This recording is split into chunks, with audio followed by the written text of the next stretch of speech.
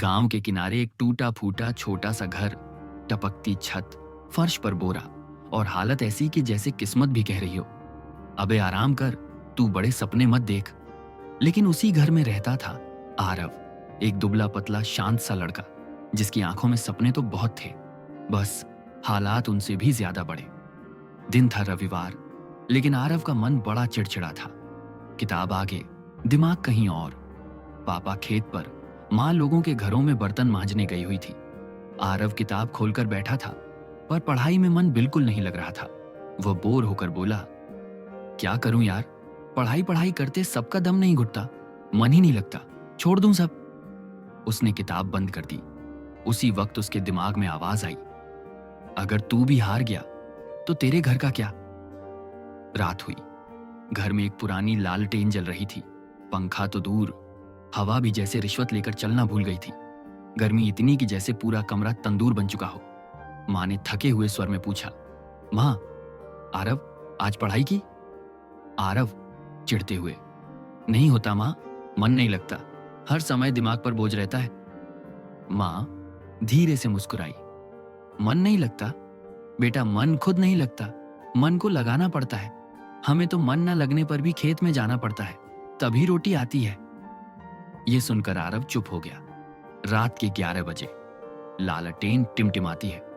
माँ पापा सो जाते हैं, मगर आरव की आंखों में नींद नहीं, सवालों का तूफान था।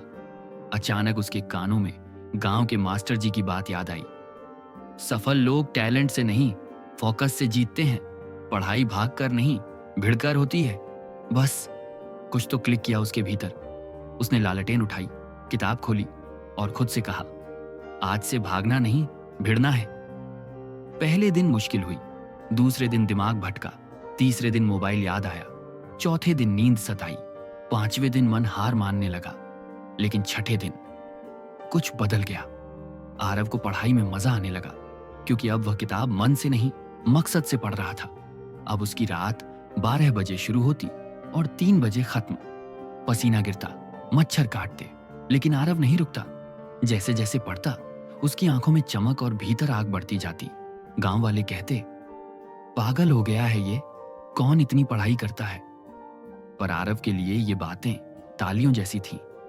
एक रात लालटेन बुझ गई, पूरा कमरा अंधेरा।